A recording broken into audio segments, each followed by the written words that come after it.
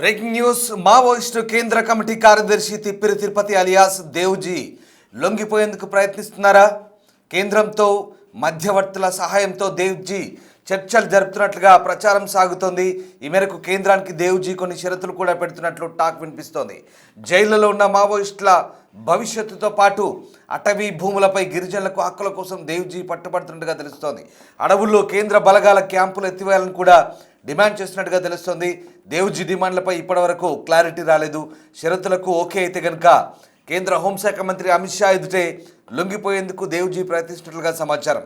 ఇటీవలే విజయవాడలో దేవుజీ కమాండర్లు అరెస్ట్ అయ్యారు. అప్పటి నుంచే దేవుజీ చుట్టూ తీవ్రమైన చర్చ జరుగుతోంది.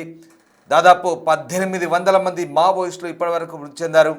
వందల మంది మావోయిస్టులు లొంగుబాటుకు గురయ్యారు. ఈ నేపథ్యంలో మావోయిస్టు కేంద్ర కమిటీ కార్యదర్శి దేవుజీ లొంగుబాటు తథ్యమనే వార్తలు వినిపిస్తున్నాయి.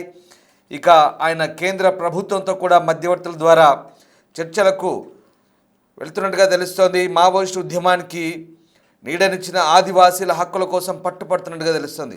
శిక్షలు అనుభవిస్తున్న మావోయిస్టుల భవితవ్యం పైన ప్రశ్నలు సంధిస్తున్నట్టుగా తెలుస్తోంది. ఆయన డిమాండ్లపై ఇంకా కేంద్ర హోంశాఖ నుంచి ఎలాంటి క్లారిటీ రానట్టుగా తెలుస్తుంది. అందుకే లొంగుబాటు ఆలస్యం అవుతున్నట్టుగా సమాచారం.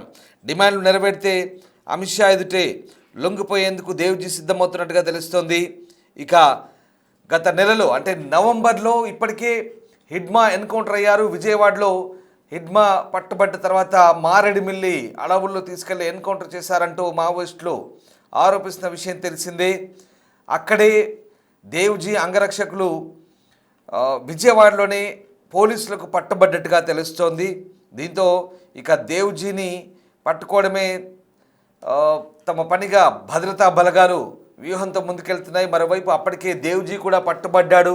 అసలు హిడ్మాన్ కూడా దేవుజీనే పట్టించాడు, అతను కూడా తిరిగి పట్టుబడ్డాడు, ఎన్కౌంటర్లో మృతి చెందానంటూ రకరకాల వార్తలు అయితే వచ్చాయి. కానీ దేవుజీ సేఫ్ అంటూ మళ్ళీ మావోయిస్టులు అనౌన్స్ చేశారు. ఈ రకమైనటువంటి అనేక ఊహాగానాల మధ్య ప్రస్తుతం అసలు దేవుజీ లొంగిపోయాడా, దేవుజీ బయటే అజ్ఞాతంలో తిరుగుతున్నాడా, అసలు ఏం జరుగుతుందనే కోణంలో ప్రస్తుతం ఒక ఆసక్తికర చర్చ అయితే సాగుతుంది. బట్ మావోయిస్టు కేంద్ర కమిటీ కార్యదర్శి జగిత్యాల జిల్లాకు చెందిన తిప్పిరి తిరుపతి అలియాస్ దేవుజీ లొంగుబాటు వ్యవహారానికి సంబంధించి అనేక ఆసక్తికర చర్చలు అయితే సాగుతున్నాయి. కేంద్ర ప్రభుత్వం ముందు కొన్ని షరతులు ప్రతిపాదనలు తెచ్చినట్టుగా తెలుస్తోంది. దీంతో ఇక కేంద్ర హోంశాఖ ఆయన షరతులు అంగీకరిస్తే కనుక కేంద్ర హోంమంత్రి అమిత్ షా ఎదుటి ఆయన లొంగిపోయేందుకు సన్నద్ధమవుతున్నట్టుగా తెలుస్తోంది. ప్రస్తుతం కేంద్ర కమిటీ బలహీనం కావడం, వరుసగా మావోయిస్టులంతా ఎన్కౌంటర్ అవుతుండడం, కేంద్ర ప్రభుత్వం కగార్ పేరుతో ఆపరేషన్ నిర్వహించడంతో ఇక డెడ్ లైన్ కూడా ముందుకు సాగుతోంది.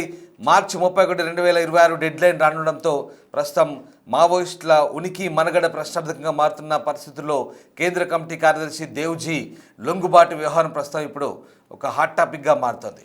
రైట్, మా అసోసియేట్ ఇన్పుట్ ఎడిటర్ నగేష్ నాతో జాయిన్ అవుతున్నారు. నగేష్, దేవుజీ లొంగుబాటు వ్యవహారానికి సంబంధించి మరొకసారి ఆసక్తికర చర్చ తెరపైకి వస్తోంది. దేవుజీ తన లొంగుబాటుకు సంబంధించి అనేక షరతులను కేంద్ర హోంశాఖ ముందు పెడుతున్నట్టుగా తెలుస్తుంది. అసలు ఏం జరుగుతుంది? దేవుజీ మధ్యవర్తుల సహాయంతో కేంద్ర హోంశాఖను సంప్రదిస్తున్నారా, ఆయన లొంగిపోబోతున్నారా, ఏం జరుగుతోంది? పార్టీలో ప్రస్తుతం చీఫ్ గా ఉన్న దేవుజీ లొంగు బాటుకు గురైతే గనక ఇక మావోయిస్ట్ పార్టీ పూర్తిగా అంతమన్నట్లుగా కేంద్ర హోంశాఖ భావిస్తుంది. ఈ క్రమంలోనే దేవుజీ అంటే ఈ మధ్య విజయవాడలో జరిగిన ఆపరేషన్ లో హిడ్మా ఎన్కౌంటర్ తర్వాత దేవుజీకి సంబంధించిన కమాండర్లందరూ అరెస్ట్ అయ్యారు. మొన్న రీసెంట్ గా డీజీపీ శివధర్ రెడ్డి ముందు కూడా హిడ్మాకు సంబంధించిన కమాండర్లు కూడా లొంగుబాటు గురయ్యారు.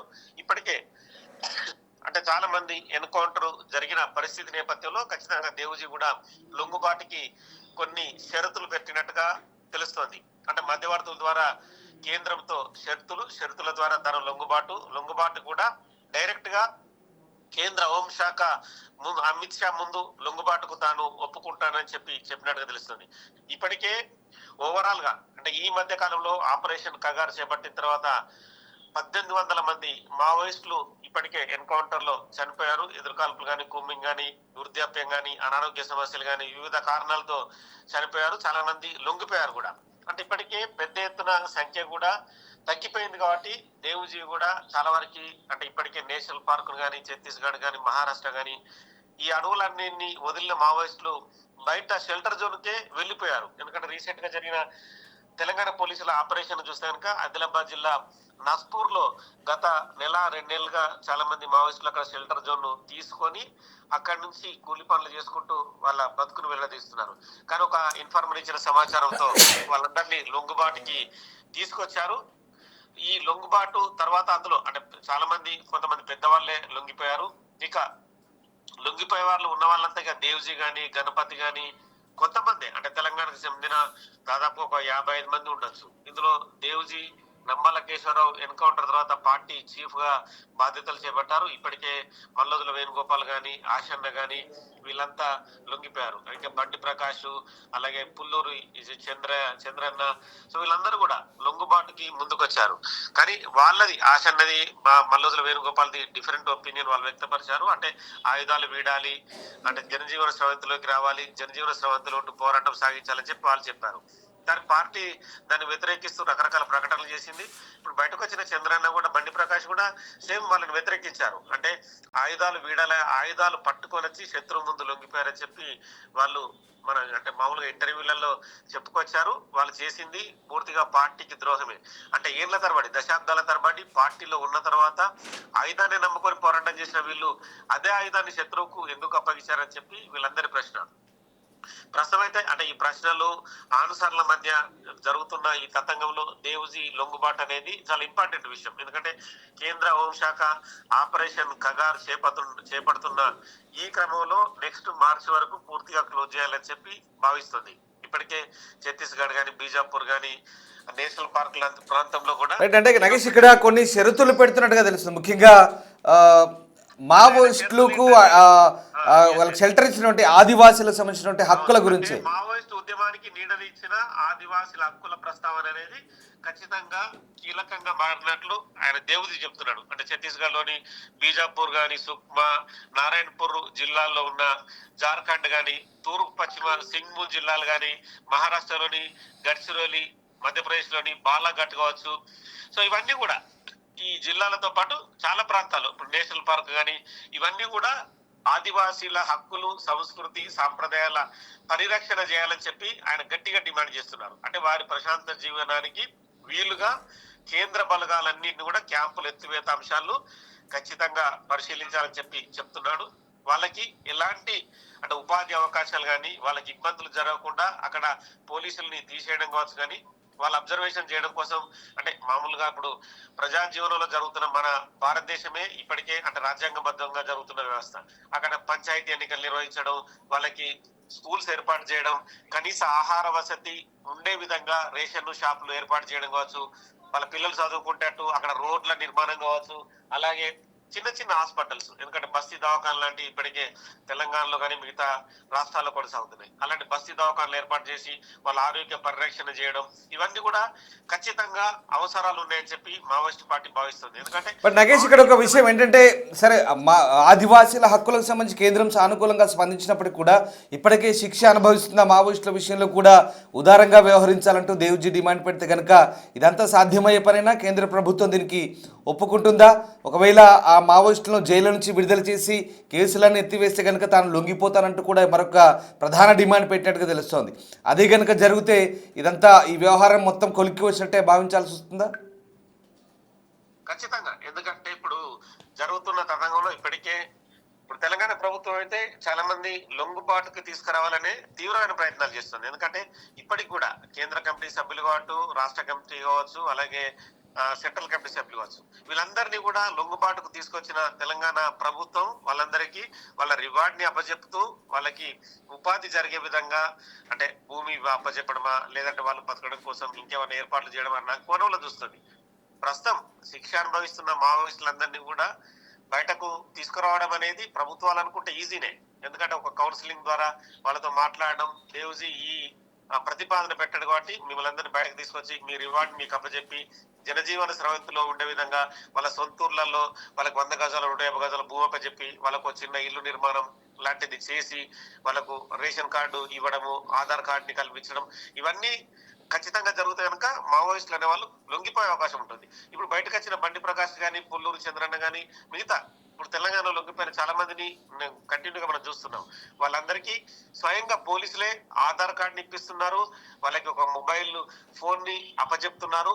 తదుపరి వాళ్ళ సొంత ఊర్లో వాళ్ళు బతికే విధంగా వాళ్ళకి రేషన్ కార్డు ఇప్పించడం కావచ్చు, అలాగే మిగతా అంటే మా గ్రామ పంచాయతీ పరిధిలో కానీ మండల పరిధిలో కానీ వాళ్ళకి ఏమన్నా అవకాశాలు ఉన్నాయి అంటే ఇండ్ల నిర్మాణం లాంటిది ఇప్పుడు మనం అనుకున్నట్టుగా ఇందిరమ్మ ఇండ్ల ఇంకేదైనా అవకాశం కల్పిస్తే ఖచ్చితంగా వాళ్ళు జనజీవన స్రవంతిలో ఉంటారు. లేదంటే అక్కడ ఏమన్నా ప్రైవేట్ పరిశ్రమలు కానీ ప్రభుత్వాలకు సంబంధించిన కార్యాలయాల్లో వాళ్ళకి టెంపరీ ఉద్యోగాల పేరిట ఇప్పటికీ అంటే కాంట్రాక్ట్ ఉద్యోగాల పేరిట కనుక ఉద్యోగం కల్పించినా కూడా వాళ్ళందరూ అక్కడ బతికే అవకాశం కల్పిస్తుంది. ఎందుకంటే 25,000 30,000 జీతం ఇస్తే కనుక మావోయిస్టులు మాజీ మావోయిస్టులకు ఉన్న వాళ్ళు కూడా ఖచ్చితంగా లొంగుబాటుకు ముందుకు వచ్చే అవకాశం ఉంటుంది. ఇప్పటికే మాజీ సైనిక అధికారులంటోని తీసుకొచ్చి పోలీసులు కూడా వాళ్ళందరూ హోంగార్డులు నియమిస్తున్నారు. అలాంటి అవకాశం ఉండి కూడా వాళ్ళని కూడా హోంగార్డులు పెట్టినా కూడా అట్లా కూడా కంటిన్యూ అవకాశం కనిపిస్తుంది. ఎందుకంటే వాళ్ళు ఖచ్చితంగా వాళ్ళకు కొత్త అనుభవం ఉంది, ప్రజల కోసం పోరాటం చేసిన వ్యక్తులు కాబట్టి ప్రజల్లో ఉంటూ ప్రజల పరిరక్షణ చూడాలనేది వాళ్ళ పైన బాధ్యత ఉంటుంది. నగేష్ అంటే ఇప్పటికే ఈ రిహాబిలిటేషన్ మీరు చెప్తున్న పునరావాస కార్యక్రమాలన్నీ కూడా జరుగుతున్నాయని ప్రభుత్వం చెప్తోంది. కానీ ఇప్పుడు దేవుజీ షరతులు కనుక అంగీకరిస్తే ఇక ఈ డెడ్ లైన్ ఏదైతే వస్తుందో మార్చి కల్లా పూర్తిగా ఇదంతా క్లారిటీ వచ్చే అవకాశం ఉందా? బట్ ఇప్పటికి ఇంకా కేంద్ర ప్రభుత్వం క్లారిటీ రాలేదు కాబట్టి లొంగుబాటు లేట్ అవుతుందనే చర్చ కూడా జరుగుతోంది. ఇదంతా మరి మార్చిలోగా పూర్తయ్యే ఛాన్స్ ఉందనుకోవచ్చా? ఖచ్చితంగా అనుకోవచ్చు. ఇప్పటికే తెలంగాణకు సంబంధించిన ఎస్ఐబి దేవుజీ లొంగుబాటుకి తీవ్ర ప్రయత్నాలు చేస్తుంది. గణపతి గాని దేవుజీ గాని తెలంగాణ గవర్నమెంట్ లో లొంగిపోతే వీళ్ళకి కూడా హై పిచింగ్ ఉంటుంది కాబట్టి ఇప్పటికే డీజీపీ శివేందర్ రెడ్డి ఆ కోణంలో విస్తృతంగా తన ఎస్ఐబిని మూవ్మెంట్ చేశారు. తనకున్న కొరియర్ వ్యవస్థ ద్వారా కావచ్చు, వాళ్ళకున్న ఇన్ఫర్మేటివ్ వ్యవస్థ ద్వారా లొంగుబాటుకే మాక్సిమం తీసుకొస్తున్నారు. ఎందుకంటే ఆపరేషన్లు చేయడం అనేది కంటిన్యూగా చేస్తుంటారు. ఇప్పటికీ DGP Sridhar Reddy recent press meet లో కూడా ఈ లొంగుబాట్ల పర్వం కొనసాగినా కూడా ఖచ్చితంగా ఎస్ఐబి అనేది క్రియాశీలకంగా పనిచేస్తుందని చెప్పకనే చెప్పుకొచ్చారు. కానీ అంటే ఇప్పటికి కూడా వాళ్ళ డిమాండ్ ఏంటంటే ప్రజల అవసరాలకు సంబంధించి ప్రభుత్వాలు వాళ్ళు ఇచ్చిన హామీలు ఎక్కడ నెరవేరడం లేదు. ఇప్పటికీ ఆదివాసీలు వెనుకబాటుకు గురైన ఎంతో మంది ప్రజలు వాళ్ళ అవసరాలు తీరక వాళ్ళందరూ కూడా చాలా మంది దుర్భర పరిస్థితుల్లో జీవనం సాగిస్తున్నారు అంటున్నారు. మన రీసెంట్ గా నేను కూడా పూవర్తికి వెళ్ళినప్పుడు వాళ్ళ జీవనం చూస్తే కనుక దుర్భరమైన పరిస్థితి. ఎందుకంటే ఆ పిల్లలకు బట్టలు లేవు, వాళ్ళందరికీ కూడా కనీసం వాళ్ళు వేసుకోవడానికి బట్టలు లేక మన జనరల్ గా ఇళ్లలో లుంగీలు కట్టుకుంటాం కదా, ఆ లుంగీలు లాంటి కట్టుకొని మహిళలు కానీ వాళ్ళు కానీ జీవిస్తున్నారు. వాళ్ళు జీవనాధారంగా అక్కడ పంటలు వేసుకుంటున్నారు. అంటే వరి పంట వేసి అదే పంటను తీసుకొచ్చి దంచుకొని వాళ్ళకి ఏదో ఉప్పు కారము మనలాగా నూనె తీసుకోవడం, మసాలాలు వేయడం, రకరకాల వంటలు అవన్నీ లేవు. మామూలు ఒక ఉప్పు కారం లాంటిది వేసుకొని అదే రైస్ తిని మళ్ళీ పరిగెత్తడమే. వాళ్ళు ఎప్పటికప్పుడు అడవిలో వేట సాగించడము, వాళ్ళకైనా జంతువు దొరికితే వేట సాగించి ఆ జంతువుని మాంసంగా వాళ్ళు తినడం. ఎందుకంటే వాళ్ళు బయటకు రావాలన్న పాపం కాలినడకనే రావాలి, కాలినడకనే వెళ్ళాలి. ఎందుకంటే డబ్బులు కూడా వాళ్ళ దగ్గర ఎందుకుంటాయి, జనరల్ గా బయట పనులు చేస్తే కనుక ఏదో రకంగా డబ్బులు వస్తుంటాయి. కానీ ఇప్పటికీ దుర్భర పరిస్థితులు అనేవి ఖచ్చితంగా అటవీ ప్రాంతాల్లో కొనసాగుతున్నాయి. వాళ్ళ మహిళలు కూడా ఎందుకంటే వాళ్ళు బాగా తిని లాభయ్యే వాళ్ళు ఎందుకంటే కనీస తిండి లేని పరిస్థితుల్లో వారు జీవనం సాగిస్తున్నారు. వాళ్ళ చిన్న చిన్న పిల్లలు మనం ఇంత చలిలో బయట తిరగాలంటేనే రకరకాలుగా ఆలోచిస్తాం. అలాంటిది అటవీ ప్రాంతంలో చెట్ల మధ్య వాళ్ళ జీవనం అంటే ఎంత కఠినంగా ఉంటుందనేది ఖచ్చితంగా ఆలోచించాలి. ప్రభుత్వాలు కూడా కార్పొరేట్ సంస్థలకి వెనుదన్నుగా నిలిచి అక్కడ ఖనిజ సంపద దోచుకోవడానికి ఆదివాసులు వెళ్ళగొడుతుండొచ్చు. కానీ ఎట్ ద సేమ్ టైం ఆదివాసులకు కూడా ఉపాధి అవకాశాలు కల్పిస్తూ వాళ్ళకి మెరుగైన జీవనాన్ని అందిస్తే కనుక పోరాటాలు అనేవి సమాజంలో ఖచ్చితంగా ఉండవు. ఎందుకంటే పోరాటం అనేది ఎక్కడొచ్చింది, ఈనాటిది కాదు. మావోయిస్ట్ ఉద్యమం 1970s నుంచి ఇప్పటికీ 5 దశాబ్దాలుగా కొనసాగుతుంది. అంటే 50-60 ఏళ్ల నుంచి మావోయిస్ట్ పార్టీ మొదట నక్సల్స్ గా అంటే సిపిఐ మావోయిస్ట్ గా రకరకాలుగా తను ఆ రూపాంతరం చెందుతూ రకరకాల పేర్లు మార్చుకుంటూ వాళ్ళు స్తూపాల పేరిట గాని ప్రజల్లో జరుగుతున్న అన్యాయాన్ని దోపిడీ వ్యవస్థను అరికట్టడం కోసం భయపెడుతూ చాలా మందిని చంపుతూ అన్ని రకాలుగా ముందుకెళ్లారు. కానీ జీవన విధానం మారుతుంది, ప్రజల జీవన పరిస్థితులు కూడా ఎన్నో రకాలుగా టెక్నికల్ గా ముందుకెళ్తున్నారు. సెల్ ఫోన్ చేతికి వచ్చింది, ఆ సెల్ ఫోన్ చూస్తూ కూడా ఎన్నో రకాలుగా ప్రజలు అంటే కంప్యూటర్ ఉద్యోగాలు కావచ్చు ఇంకా రకరకాల ఉద్యోగాలు చూస్తూ జీవనం సాగిస్తున్నారు. ఇదే అంశాన్ని దేవుజీ కూడా ప్రధానంగా ప్రస్తావిస్తున్నారు. ఆదివాసీలు ఇప్పటికీ వెనుకబాటు తనానికి గురయ్యారు. అయ్యారు, వాళ్ళని కనీస అవసరాలు తీర్చే విధంగా ప్రభుత్వాలు ముందుకు రావాలి. అది కేంద్ర ప్రభుత్వం చొరవ తీసుకొని రాష్ట్ర ప్రభుత్వాలకు కూడా చెబుతూ వాళ్ళందరికీ జీవన అవసరాలు కానీ ప్రామాణిక అవసరాలు తీర్చితే కనుక తన లొంగుబాటు సిద్ధంగా ఉందని చెప్పి ప్రకటించాడు. కాబట్టి ఇదొక మంచి పరిణామమే చెప్పి పోలీసులు కూడా భావిస్తున్నారు. ఎందుకంటే దేవుజీ లాంటి చీఫ్ లొంగిపోయిన తర్వాత పార్టీకి దిశానిర్దేశం చేసే వ్యక్తులు చాలా తక్కువగా ఉంటారు. అంటే చాలా మంది బయట రాష్ట్రాల్లో ఎక్కడెక్కడో చైనా లాంటి, నేపాల్ లాంటి తలదాచుకున్నారు అనుకుంటున్నారు. కానీ మావోయిస్ట్ పార్టీ అంటే పెద్ద వ్యక్తులు లొంగుబాటుకు గురైన తర్వాత ఖచ్చితంగా డౌన్ ఫాల్ కు ఖచ్చితంగా వస్తుంది. ఇప్పటికీ బయటకు వచ్చిన చంద్రన్న గాని వీళ్ళందరూ కూడా లొంగుబాటు అయినా కూడా జనజీవన స్రవంతిలో ఉండి పోరాటం చేస్తున్నారు. కాబట్టి ప్రజల మధ్యకు వచ్చి ప్రజల మధ్యలో ఉంటూ ఉద్యమాలు చేస్తే కనుక ఖచ్చితంగా అది ప్రభుత్వాలకు కూడా సానుకూల ధోరణితో ఉంటుందనేది చెప్పొచ్చు. Right, yes, thank you Nagesh, thanks for the update. So మొత్తం మీద మావోయిస్ట్ పార్టీలో ఇప్పటికే హిడ్మాతో సహా దాదాపు 1800 మంది మృతి చెందారు, ఎన్కౌంటర్ అయ్యారు. ఈ నేపథ్యంలో ఇక అనారోగ్య సమస్యలు, వృద్ధాప్య సమస్యలు మావోయిస్టులకు ఇబ్బందికరంగా ఒకవైపు ఉంటే, మరోవైపు 4 వైపులా ఒత్తిడి. కేంద్ర ప్రభుత్వం ఆపరేషన్ కగార్ పేరుతో నిర్వహిస్తున్నటువంటి నిర్బంధ నేపథ్యంలో ఇక మావోయిస్టులు తప్పని పరిస్థితి. పూర్తి స్థాయిలో ఇప్పటికే చాలా వరకు ఎలిమినేట్ అయ్యారు. ఇంకా కొంతమంది మిగిలి ఉన్న వారిని కూడా వేటాడుతున్నారు భద్రతా బలగాలు. దీంతో ప్రస్తుతం మావోయిస్టులకు లొంగుబాటు తప్ప ఇంకా వేరే మార్గమే లేదని తెలుస్తోంది. ఇప్పటికే తిరుపతి అలియాస్ దేవుజీ తాను కూడా లొంగిపోయేందుకు సిద్ధమంటూ కేంద్ర ప్రభుత్వం ముందు అనేక షరతులు పెడుతున్నట్టుగా తెలుస్తోంది. ఆదివాసీల హక్కులు, సంస్కృతి, సాంప్రదాయాలను కాపాడంతో పాటు మహారాష్ట్ర, ఛత్తీస్గఢ్, జార్ఖండ్, బీహార్, ఒరిస్సా, పశ్చిమ బంగాల్ ఇలాంటి రాష్ట్రాల్లో ఉన్నటువంటి ఆదివాసీల అటవీ భూముల హక్కులు, సాంప్రదాయ హక్కులు, అలాగే వారి జీవనం సంబంధించినటువంటి పరిరక్షణకు సంబంధించి అనేక షరతులు విధిస్తున్నట్టుగా తెలుస్తుంది. ఇది మాత్రమే కాదు, ఆల్రెడీ లొంగిపోయి జైలులో మగ్గుతున్న మావోయిస్టులను బయటికి తీసుకురావాలి, వాళ్ళకు కూడా క్షమాభిక్ష ప్రసాదించాలంటూ ఆయన ప్రధాన డిమాండ్గా పెడుతున్నట్టు తెలుస్తుంది. ఇవన్నీ కనుక ఒప్పుకుంటే తాను ఖచ్చితంగా లొంగిపోతాను, పూర్తి క్యాడర్తో లొంగిపోతానంటూ దేవుజీ కేంద్ర హోంమంత్రిత్వ శాఖ ముందు షరతులు పెట్టినట్టుగా తెలుస్తుంది. అన్నీ అనుకున్నట్టు జరిగితే ఆయన హోంమంత్రి అమిత్ షా ఎదుటే లొంగిపోయే అవకాశం ఉన్నట్టుగా సమాచారం అంతోంది. కానీ ఇప్పటివరకు ఇంకా ఎలాంటి క్లారిటీ లేకపోవడంతో దీనికి సంబంధించి కొంత ఆలస్యం అవుతున్నట్టుగా కూడా తెలుస్తుంది. మొత్తం మీద మావోయిస్టు కేంద్ర కమిటీ కార్యదర్శి తిరుపతి అలియాస్ దేవుజీ త్వరలో లొంగిపోయే అవకాశం ఉన్నట్టుగా తెలుస్తుంది. దీనికి సంబంధించి పోలీసు వర్గాలు పూర్తి స్థాయిలో ప్రయత్నాలు కొనసాగిస్తున్నట్టుగా తెలుస్తుంది. ఆపరేషన్ కగార్ డెడ్ లైన్ మార్చి 2026 దగ్గరకు వస్తున్న నేపథ్యంలో ఇక దేవుజీ కనుక లొంగిపోతే పూర్తి స్థాయిలో భారతదేశంలో మావోయిస్టు రహిత భారత్ను నిర్మించాలని కేంద్ర ప్రభుత్వ లక్ష్యం కూడా నెరవేరే అవకాశాలు కనిపిస్తున్నాయి. ఏదేమైనా మావోయిస్టు పార్టీ పూర్తి స్థాయిలో నిర్మూలించాలి, దాన్ని రూపుమాపాలని కేంద్ర ప్రభుత్వ లక్ష్యం. దేవుజీ లొంగిబాటుతో పూర్తి స్థాయిలో సక్సెస్ అయ్యే అవకాశం కనిపిస్తోంది.